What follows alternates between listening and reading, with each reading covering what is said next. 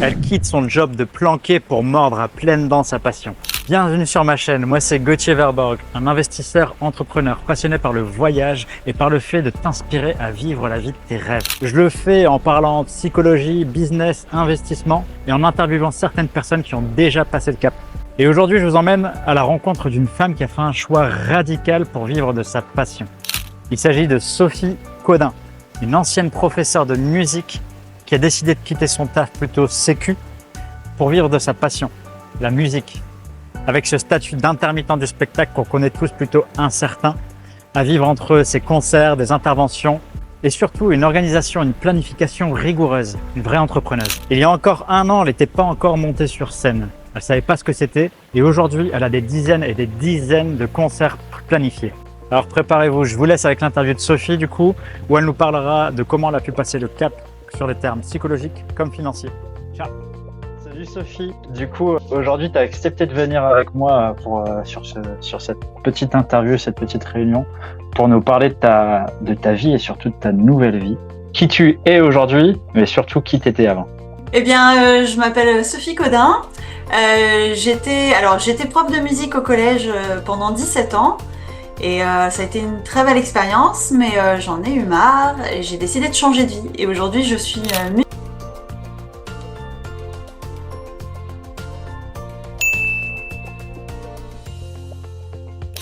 Et c'est quel type de musique que tu joues avec Simon? C'est du folk rock anglais. Alors lui, il est anglais et il est compositeur, donc il compose toutes les chansons qu'on joue. Et t'étais musicienne du coup avant? Ouais, alors j'étais prof de musique au collège. Mais en fait, je faisais pas de musique pour moi. C'était vraiment que pour accompagner les élèves. J'avais vraiment arrêté la musique pour moi depuis 17 ans. Avant d'être prof, je faisais de la musique classique. J'étais flûtiste en fait. Et puis quand je suis devenue prof, il a fallu se mettre au piano pour accompagner les élèves parce que c'était pas forcément évident de les accompagner avec la flûte traversière. Donc j'ai bidouillé avec le piano et puis pendant 17 ans, je me suis créé un petit répertoire que j'ai créé avec les élèves. Je m'inspirais c'était un échange avec les élèves. Donc je construisais mes cours avec eux. Et même s'ils le savaient pas forcément, je m'inspirais énormément de ce qu'ils me disaient. Je construisais mes cours en fonction de ce qu'ils aimaient, en fonction de... Enfin, vraiment, je me servais vraiment de ce qu'ils pouvaient m'apporter. Et donc, je voyais autant du rap, du rock, que du classique avec eux ou du reggae. Tout style, quoi. Tout style, ouais. Mais par contre, c'était vraiment... je bossais que les morceaux que j'allais voir en cours. Mais du coup, tu intervenais sur scène déjà à ce moment-là ou pas? Pas du tout. C'est les élèves qui montaient sur scène. Moi, j'étais juste là pour les diriger. Et je n'avais jamais chanté dans un micro d'ailleurs avant cette année, avant de commencer avec Simon. Du coup. Moi, j'étais juste là pour dire bonjour et au revoir et diriger les élèves. Mais par contre, je ne jouais pas sur scène. Le monde de la musique, c'était ton monde à toi. Ouais.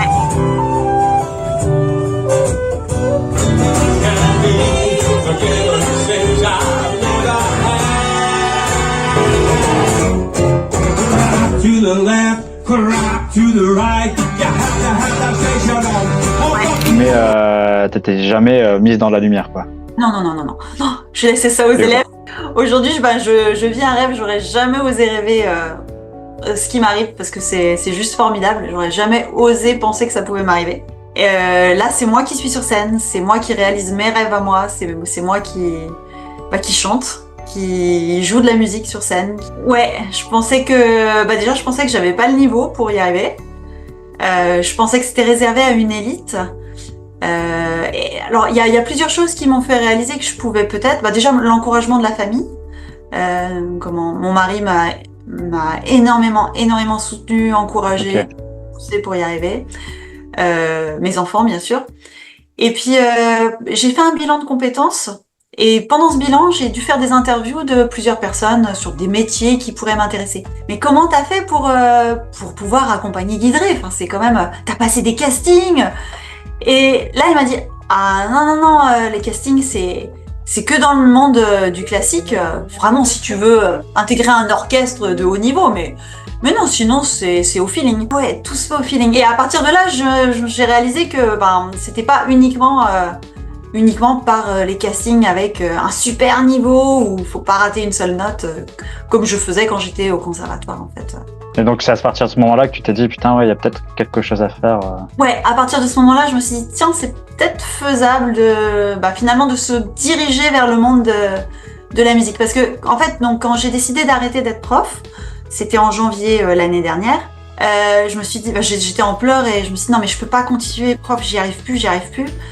Qu'est-ce que je peux faire? Je vais élever des wallabies. Vous savez, les petits kangourous, là. C'est un petit zoo qu'il y a en Bretagne, il y a des wallabies partout, c'est juste merveilleux, on peut leur donner à manger, on peut arriver à les caresser un peu. Et je me suis dit, je vais lâcher, je sais pas quoi faire, je vais lâcher tout ce que je connais, je vais élever des wallabies. Mon mari était, oui, c'est bien, il m'a encouragée, hein. J'avais fait les plans de la ferme, j'étais vraiment allée loin, économiquement, et puis même, il faut des autorisations spéciales, enfin, ça aurait été un gouffre. Mais moi, j'étais dans mon truc, je ne voyais pas qu'est-ce que je pouvais faire à part ça. Compétences, justement, en interrogeant les gens qui faisaient des métiers dans la musique, on m'a dit, diversifie ton champ, quoi. Et là, je me suis rendu compte que c'était peut-être possible d'aller dans le monde du spectacle. Ouais. Et c'est intéressant, ça veut dire que du coup, toi, tu avais une vision du monde, ta vision du monde. Et certes, tu avais une idée, mais c'est le fait de pouvoir aller voir tout ce qui se passe autour qui t'a ouvert un peu toutes les portes. Et c'est là que tu as pu dire, ok, je vais choisir ça ou ça. Quoi. Ouais, complètement. Ouais. C'est le fait. Un perso. Pardon, vas-y. C'est le fait d'aller voir les autres, ouais. Le fait de m'interroger, de les interroger, de voir ce qu'ils font, de voir comment ils y sont arrivés aussi. Moi, j'ai vraiment ce sentiment, à travers mon expérience et ce que je vois autour de moi, c'est que souvent, on est dans notre truc, dans notre monde à nous, on est comme ça, comme un cheval avec ses œillères, quoi. Et que tout ce qu'il faut, c'est juste essayer de les retirer, de les ouvrir. Alors, si tu peux voir à 360, c'est encore mieux, mais au moins ouvrir à 180 et te donner plus d'opportunités, quoi, plus de choix. Ah, carrément. Ouais, et on s'enferme vite dans son monde et on se sent bloqué et on se met des barrières, mais c'est nous qui nous les mettons en fait, les barrières. Ouais. Et à les enlever, c'est pas évident, mais en fait, oui, il faut, comme tu dis, il faut ouvrir en fait. Ouais. Il faut ouvrir et regarder vraiment ce qui se passe, quoi, ce qui se passe chez les autres, et puis aussi comprendre pourquoi nous on s'est mis les barrières qu'on a mis. On a vu qu'est-ce qui nous faisait peur. Et pourquoi on n'arrivait pas à faire le deuil de la situation actuelle. Et là, ça a été une séance hyper intense pour moi, où j'ai vraiment, j'arrivais pas. Donc c'était un bilan collectif.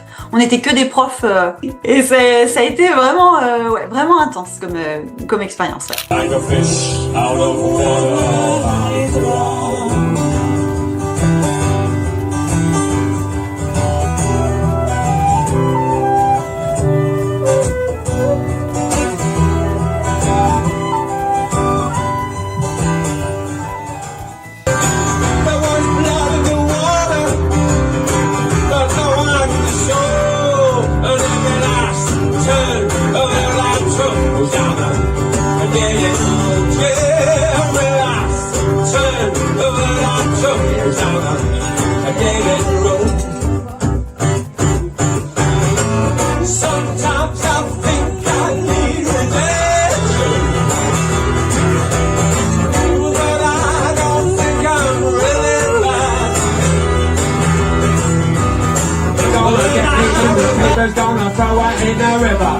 Ok, donc là c'était un service qui était donné par l'école, enfin c'était quoi exactement?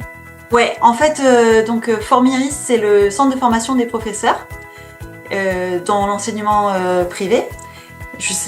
Privé-public, c'est pas qu'il y ait une guéguerre, mais un petit peu, donc c'est pas exactement les mêmes... C'est pas les mêmes centres, ouais. C'est pas les mêmes centres. Et Formiris propose des formations et il propose des bilans de compétences. Enfin, c'est assez récent, donc faut le savoir. Et c'est complètement gratuit pour les enseignants. Alors c'est en dehors des heures de cours. Faut pas être en arrêt. Donc c'est pour ça que moi j'ai bien repris après. J'ai eu un petit arrêt. Et pas du tout. C'était une intervenante extérieure qui n'avait jamais travaillé avec des profs, donc rien à voir. Donc là, pas de partie prise. Ouais, pas de partie prise. Ouais, complètement. Ouais. Et là, je me suis retrouvée avec d'autres profs qui étaient dans la même situation que moi. Et ça fait du bien de voir en fait qu'on n'est pas seul. Parce que en tant que prof, c'est pareil, on se dit mince, tout le monde pense qu'on a des vacances, qu'on bosse que 18 heures par semaine, que c'est le boulot de rêve. Et en fait, non, en fait, on est nombreux à ne plus supporter d'être prof. On est nombreux à avoir aimé ce métier, il n'y a pas de problème, mais on est nombreux aussi à saturer et en avoir marre. Et là, cette année, du coup, moi, je suis plus du tout prof. Mais j'ai complètement lâché tout ça et j'ai revu des collègues. Ils sont toujours. Enfin, c'est comme si ouais, il y en a que j'ai revus dès novembre, enfin dès octobre-novembre. Donc ils avaient juste repris depuis 1 mois et demi. Ils étaient dans le même état qu'en juin en fait. Donc c'est un cercle vicieux. On est tout le temps avec les élèves, tout le temps. On n'arrive pas à décrocher en tant que prof. Ça t'a donné envie d'y retourner. Combien de temps ça t'a pris entre le moment où tu disais oula, t'as eu la petite sonnette d'alarme, je vais être en burn-out, fais gaffe, et le moment où t'as commencé vraiment à t'épanouir? Il s'est passé combien de temps? Alors, la petite sonnette d'alarme, ça a été quand même pendant 1 an, mon corps il m'envoyait des signaux et ça allait pas. J'avais des petites infections que j'avais jamais fait, je me sentais fatiguée, ça allait pas, et puis au fond de moi je me disais mais je suis en train de m'éteindre. Je suis en train de m'éteindre en fait. Je me souviens qu'en novembre, donc l'année dernière, je me disais personne s'en rend compte, mais je suis en train de m'éteindre. Voilà, j'ai encadré les élèves, enfin, tout allait bien. En plus, j'avais des collègues en or, vraiment. Ça pourrait être un voyage de rêve. Les collègues étaient super, mais moi, au fond de moi, ça me correspondait plus. Je voulais plus encadrer des enfants qui n'étaient pas les miens, même si ça m'a convenu pendant longtemps. Mais je voulais plus ça. Et quand je suis rentrée de voyage, là je me suis effondrée. Donc c'était autour du 20 janvier. Et au bout de 15 jours, j'ai décroché. Et là je me suis dit mais c'est sympa la vie, il y a plein d'autres choses. Et je me suis dit non mais en fait il faut que je change de boulot. Et à partir de là, j'ai fait toutes les démarches pour être aidée. Donc avec une psy, j'ai cherché pour faire un bilan de compétences. Une fois que tout ça a été trouvé, après on a enchaîné sur les vacances. J'ai continué à me reposer pendant 2 semaines. Donc en gros, je suis pas allée au boulot pendant 5 semaines. Et je me suis dit non, je retourne au boulot. En plus, j'aurai le droit à mon bilan de compétences. Et je suis aidée, je suis soutenue. Tout mon entourage sait que je veux plus être au collège et accepte. J'y retourne, je finis proprement l'année et j'ai mon bilan de compétences. Et alors, ça n'a pas été facile de finir l'année. Vraiment pas. Les élèves en ont fait les frais parce que je n'avais plus de patience, j'étais déjà partie dans ma tête. Mais j'ai quand même fini et je m'excuse auprès d'eux parce que j'ai pas été cool pour beaucoup. Mais voilà, c'était pas facile pour moi. C'était fini et j'avais déjà rencontré Simon. Ouais, ça a été super vite quoi. Enfin, t'étais décidé, il fallait passer à autre chose et tu l'as fait quoi. Ouais. Ok. C'est psychologiquement, qu'est-ce qui a pu te retenir un peu, tu sais, des choses qui te bloquaient et qui t'empêchaient de passer à autre chose, s'il y en avait? Il y en avait. Et j'ai mis le doigt dessus avec ce fameux bilan de compétences quand on a fait le deuil de la situation initiale, enfin de la situation actuelle, je veux dire. Pourquoi on n'arrive pas à partir? Et là, j'ai compris que il y avait 2 gros freins. La première, c'est j'ai 2 enfants en bas âge. Donc ouais. Économiquement, alors mon mari, il me soutient énormément et voilà, il gagne bien sa vie, donc on peut très bien vivre avec un salaire. Donc ça, il me disait mais vas-y fonce, c'est pas grave si tu gagnes rien pendant 1 ou 2 ans, on arrivera à se débrouiller. Cela dit, une fois que je l'ai posé, une fois que j'ai réussi à le dire, à l'écrire, parce qu'on écrivait pendant le bilan et après on le disait devant tous les profs, on passait chacun notre tour et on disait en fait quelles étaient nos peurs. Une fois que je l'ai dit, que je l'ai posé, je me suis rendu compte que c'était beaucoup plus facile de travailler dessus. Et là, je me suis dit, ok, la peur, elle est là, maintenant elle est su, elle est connue. Bon, on en discute et on voit si elle est rationnelle ou pas, en fait. Et ça, le fait de pouvoir les exprimer, le fait de pouvoir les écrire, de pouvoir les dire, voilà, j'ai cette peur, est-ce que c'est ça qui me bloque? Bah ouais. Mais en fait, ça n'a rien à voir. Ah ouais, alors on l'enlève quoi. C'est plutôt ça, ouais. Okay. Et ta deuxième peur, parce que là, tu as parlé des enfants, donc du coup, du côté économique. Ouais. Ta deuxième peur, c'était la crainte pour ton mari ou c'était autre chose? Non, c'était c'était parce que je croyais que je savais rien faire d'autre. En fait, c'est cette peur de. En fait, je me suis rendu compte que, bah, bien sûr, il y a la vie de famille que j'ai réussi, tout ça. Mais moi, personnellement, qu'est-ce que j'ai réussi? La seule réussite que j'ai vraiment, bah, c'était d'être prof. C'était D'accord. ma seule fierté entre guillemets personnelle, quoi. Le seul truc que j'avais. Bien sûr, ma famille, elle est géniale et tout, mais j'ai des amis, tout ça, mais ça, c'est pas mes réussites personnelles. C'est des choses. Enfin, c'est des réussites, mais c'est pas les réussites de soi-même, quoi, qu'on fait tout seul pour réussir. Enfin, ouais, dans sa vie, quoi. C'est différent. Et ma seule réussite, c'était d'être prof. Et là, je me suis dit, waouh, mais c'est pour ça que j'arrive pas à partir. Je suis en train de dire que je vais quitter le seul truc que j'ai fait pour moi, quoi. Ouais. En te disant, bah, j'arriverai pas à faire autre chose d'aussi bien que j'ai. Ouais. J'ai 40 ans, enfin j'avais 39 ans et demi à l'époque. Voilà, je sais rien faire d'autre. Je suis en train de dire que je vais quitter mon seul domaine de réussite. Voilà, c'est ça. Mon seul domaine de réussite personnelle. Ouais. Et ça, Et comment t'as fait pour passer au-dessus de ça? ben, le fait de l'écrire, pareil. Pareil, donc l'écrire, le dire. Ouais, le fait donc on écrivait tous pendant le bilan de compétences personnellement. Enfin, on répondait aux questions. Après, on passait tous chacun devant tout le monde. Et puis après, donc ça permettait de poser les choses. Et puis après, une fois que j'en ai vraiment pris conscience, ok, on en parle. J'en parle avec ma famille, j'en parle avec les amis, j'en parle avec ma psy. Et là, on pose on pose tout. Et puis on se dit, ok, ça c'est acté, mais est-ce que t'es sûr? Est-ce que c'est rationnel, encore une fois?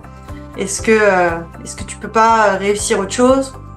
T'as réussi ça, enfin prends les choses que t'as réussi dans ce domaine et puis regarde si tu peux pas en tirer quelque chose pour aller vers autre chose, quoi. Si tout le monde arrivait à faire tous ces changements de cap tout seul, on serait beaucoup plus à faire. Ouais, c'est clair. Mais non, c'est l'aide hyper importante, ouais. Être guidé aussi dans les réflexions, être guidé. Justement, la personne qui m'a fait le bilan de compétences, donc elle s'appelle Brigitte, et elle, moi en tout cas, ça me correspondait énormément. Elle a posé les questions au bon moment, au bon timing, qui fait qu'on prend conscience de ce qu'on est, de pourquoi on n'arrive pas à partir, de ce qu'on voudrait être, de ce qu'on voudrait faire. Enfin, tout était hyper cadré, quoi. Et moi, c'est ce qui me correspond vraiment. Enfin, c'est ce qui me correspondait dans ma démarche. Ouais, t'as été guidé, c'est ce dont tu avais besoin. Ouais. C'était parfait. Ok. Ouais. Alors, ça a entre guillemets rien à voir, mais est-ce que t'as été vite dans ton changement? Alors, je me souviens de ton histoire avec. Alors, je sais plus si c'était sur quelle plateforme, mais t'avais laissé des messages sur une des plateformes, et c'est Simon qui est revenu vers toi quelques temps après. Alors en fait, justement, donc avant de vraiment exploser, donc ce que je disais, c'est que mon corps il m'envoyait des signaux pendant 1 an, et donc en septembre 2022, donc pas cette année mais l'année dernière, quoi. Moi j'aime bien que mes enfants découvrent tous les styles de musique. Il n'y a pas un seul style.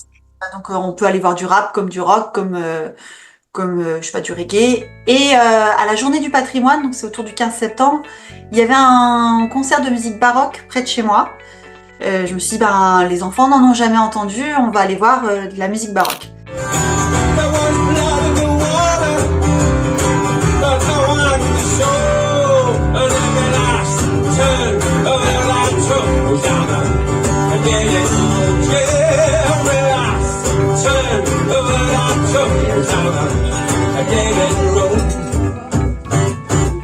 While you wanna go so deep sea diving, baby, some big fish is gonna eat you.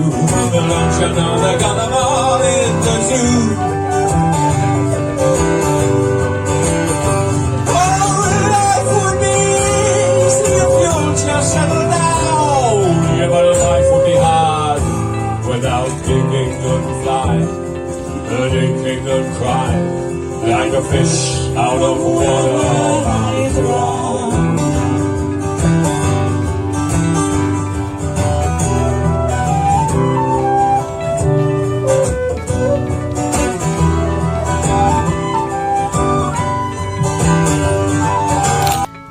qui ne savait plus avec qui jouer. Sauf que c'était complètement mon cas, j'avais pas senti ma flûte traversière depuis 17 ans, donc forcément il y a les larmes qui coulaient. À la fin du concert, je suis allée les voir et j'ai discuté avec eux et je leur ai dit bah oui, j'ai arrêté la musique, mais ça me manque, bon blablabla. Et ils m'ont dit mais t'avais quel niveau Je dis bah j'avais tel niveau mais il y a 17 ans. Aujourd'hui, Dans une autre vie. Et là, en fait, la nana qui parlait avec moi m'a dit « Ah ouais, mais tu peux intégrer notre orchestre, l'orchestre de flûte des Côtes d'Armor. » Ok. Et forcément, j'ai sauté sur l'occasion. Ça a été... donc, j'étais trop contente. J'y suis allée. Donc ça devait être octobre-novembre, du coup. Je dirais plutôt octobre. Parce que c'était le 15 septembre, donc je dirais en octobre, on a dû avoir la répétition. Et là, je me suis retrouvée avec plein de flûtistes, quelques violoncellistes, une contrebasse. Il y avait même un percussionniste aussi. Mais autrement, c'est beaucoup de flûtes, des flûtes de toutes les tailles. Donc c'était génial.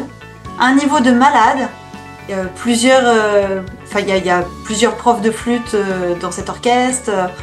Le prof de violoncelle aussi, un niveau vraiment impressionnant.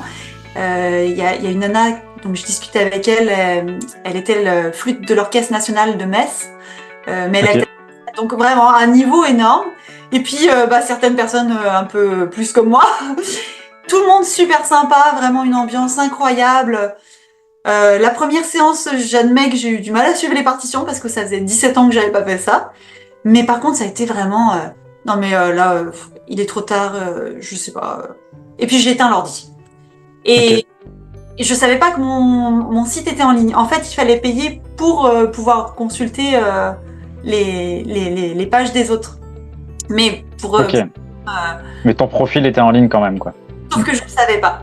Et j'ai éteint et j'ai plus une nouvelle. Voilà, je recevais un peu de pub de ce site-là. Je me suis dit ah bah oui, j'avais donné mon adresse, mais j'ai pas du tout imaginé que mon profil pouvait être en ligne. Et les mois ont passé. J'ai fait mon début de burn-out là en janvier. J'ai commencé mon bilan de compétences. Ça allait pas au début et puis petit à petit dans le bilan de compétences, je me suis dit ça y est là, je suis prête à me lancer dans le monde du spectacle. Donc c'était souvent le mercredi à Rennes. Et là, je me suis dit, là, je suis prête à me lancer dans le monde du spectacle. Je suis rentrée chez moi, c'était un mercredi. Ok, j'arrête les wallabies, au grand bonheur de mon mari. Et ce jour-là, j'ai reçu un message de Simon qui m'a contacté via le fameux site en me disant, écoute, tu regardes ce que je fais. Si ça te plaît, tu deviens ma pianiste.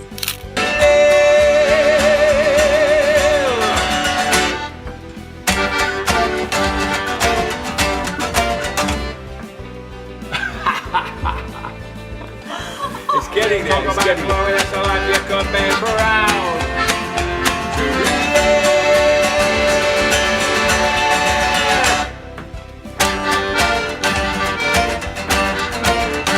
Hoi! Hoi!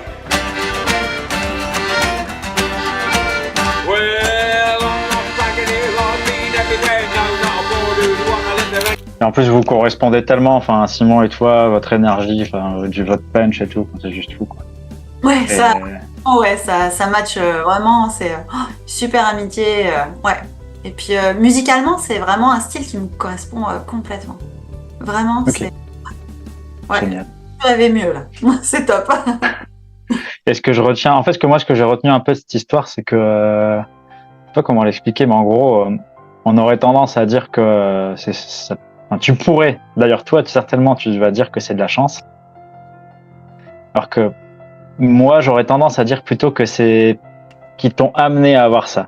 Et donc, du coup, quand je dis tes actions, c'est surtout le fait que tu as accepté d'être fluide et d'écouter ton sentiment à ce moment-là, et du coup, d'aller sur ce site. Alors, certes, tu as eu de la chance parce que ton truc était publié alors que tu pensais que c'était pas le cas, mais c'est quand même toi qui as eu cette démarche, tu l'as faite parce que tu as posé cette intention et ainsi de suite.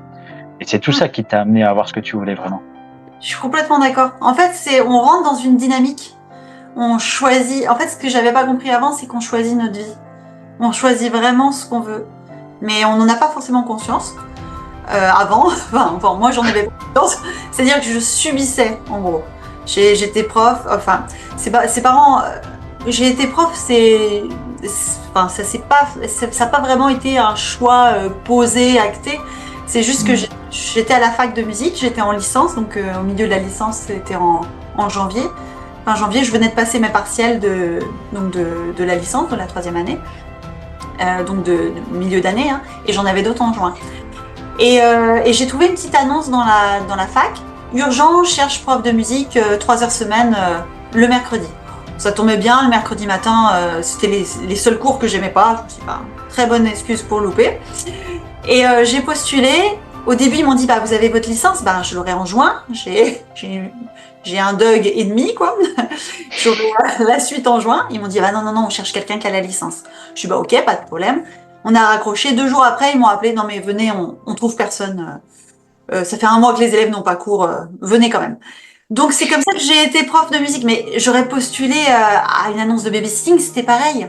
Et c'est pas pour ça qu'on garde des enfants toute sa vie, en fait. Ok, Entrer dans l'éducation comme ça, pour savoir si j'en étais capable aussi. Et puis aussi, bah, quand on est étudiant, on aime bien avoir un peu d'argent pour faire la fête aussi, hein, faut pas se leurrer. Donc ça tombait très très bien. Et une fois qu'on a un pied dedans, bah, les choses de la vie se sont enchaînées. Et puis on continue, c'est facile. Quand j'ai eu les enfants, je me suis dit, bah, ce serait pas mal de passer le concours pour stabiliser tout ça. Mais en fait, c'est pas que je subissais complètement, mais je me laissais porter par la vie. oui, puis tu t'es pas obligé de le garder au quotidien dans le cerveau, c'est juste te poser les intentions et puis après, bah, inconsciemment, je pense que tu agis vers ça, quoi, dans tous les cas. Mais il faut s'en souvenir. Il faut s'en souvenir. Ma belle-sœur m'avait dit un jour, quand tu veux vraiment quelque chose, tu l'écris et tu le mets sous ton oreiller. Alors moi, je l'ai mis sous le matelas parce que je bouge tellement que il resterait plus grand-chose. Mais du coup, j'ai plein de petits papiers sous mon matelas. Et vraiment, tout ce que j'ai écrit, c'est acté, c'est vraiment posé. Alors, j'écris pas tout, bien sûr, mais j'écris vraiment ce qui me tient vraiment à cœur. Et pour le moment, tout s'est réalisé. Alors du coup, je change de sujet un peu, mais c'est... t'en as déjà parlé un petit peu tout à l'heure en évoquant ton mari qui avait un bon travail, mais sur le côté économique. Comment t'as fait, pour... c'est le switch psychologique à te dire, ok, je vais y réussir, je vais y aller. Et 2, comment tu fais aujourd'hui pour économiquement?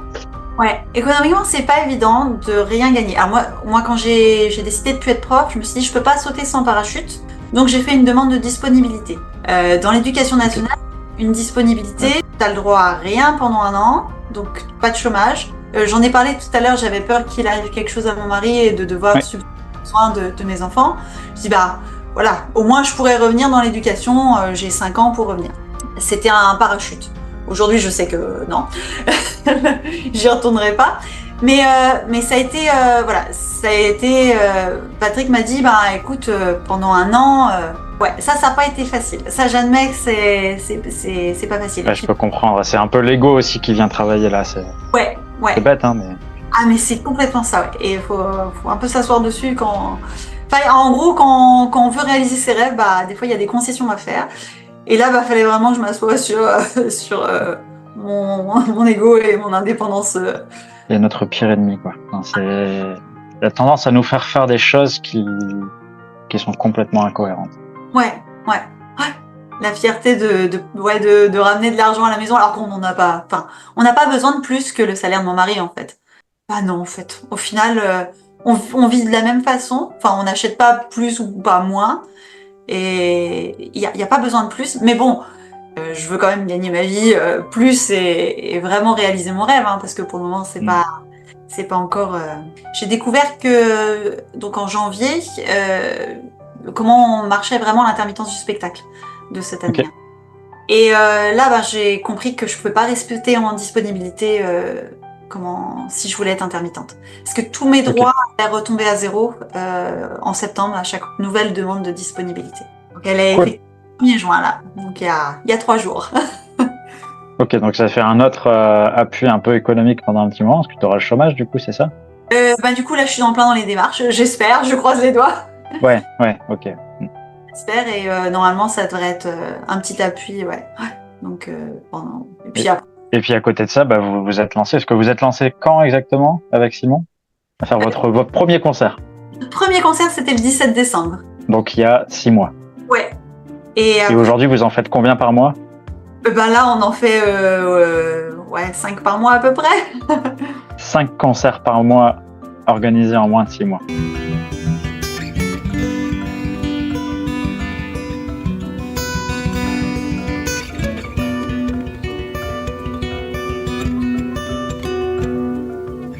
Patience is a virtue I never had time to learn.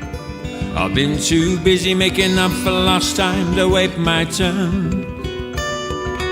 My best foot forward means the other one drags behind.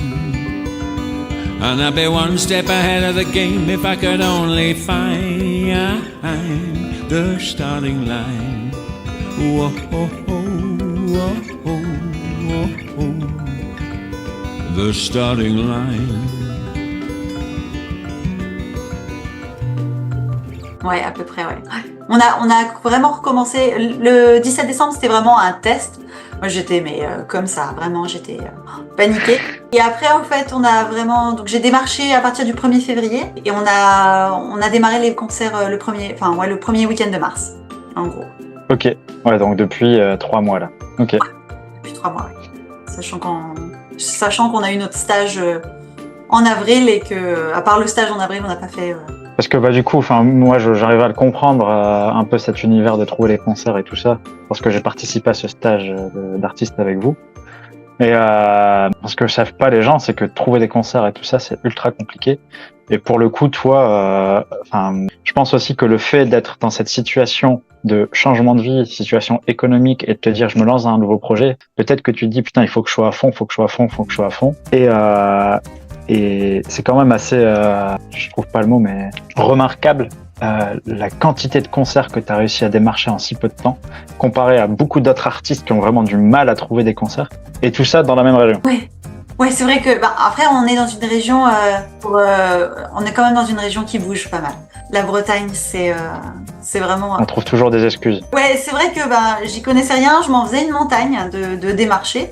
Je me disais, je serais jamais capable. Alors, je suis toujours pas au stade d'appeler ou de passer voir les gens pour me vendre. Ça, c'est encore une étape au-dessus.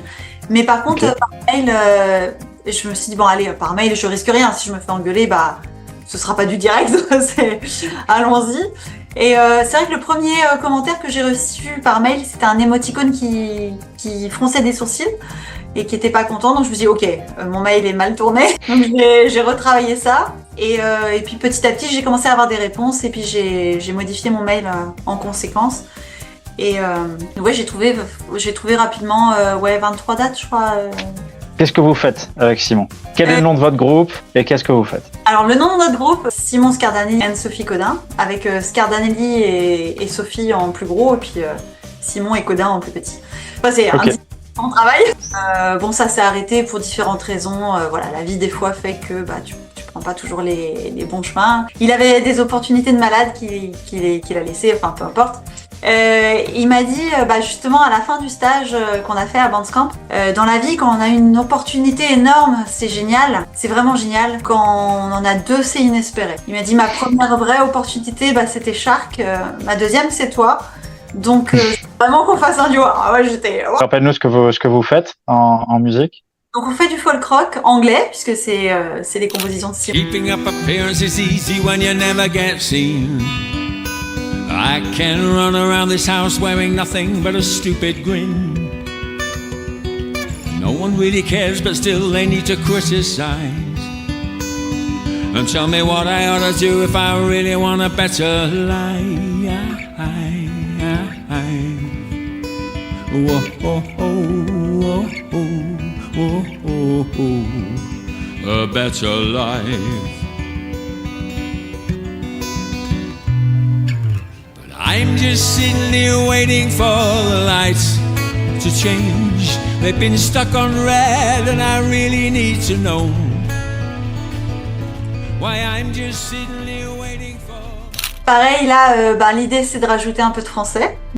Donc lui chanterait en anglais, moi en français. Enfin, tout est en construction encore. Lui, il joue de la guitare et du ukulélé, moi du piano, de la flûte traversière, de l'accordéon. Et là, on voudrait vraiment développer plus la flûte traversière. life would be easy if you would just settle down. Yeah, but life would be hard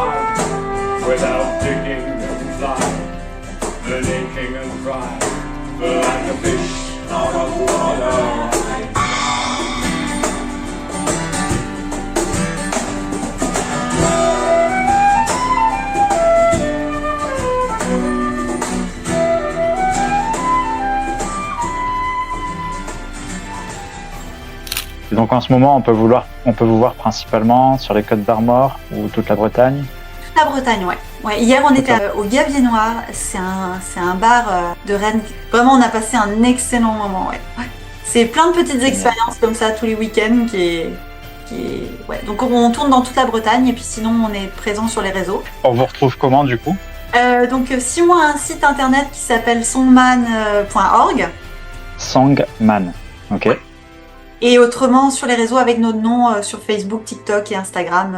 Donc pour le moment on a chacun nos sites, mais encore en construction en fait. Il y a tellement de choses que j'ai pas le temps de travailler tout. Une chose à la fois.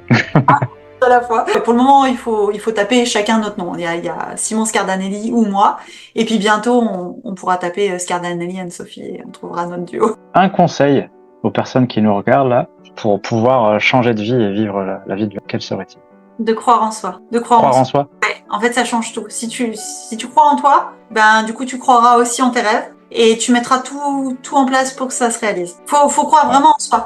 Bien sûr, il y en a qui me disent bah ouais mais si ça doit m'arriver ça arrivera. Oui c'est sûr, mais si tu mets rien en place, en fait faut d'abord croire en soi avant de croire que tout va te tomber du ciel. Si tu crois en toi et que tu mets les choses en place, ça peut arriver, tout peut se greffer. À la fin de mon bilan de compétences, j'ai fait donc ça faisait 3 mois qu'on bossait sur notre projet pour que les opportunités puissent se poser parce qu'elles passent tous, elles passent ouais. Tout le monde a des opportunités, mais il faut qu'elles puissent venir à nous. Je suis tombée sur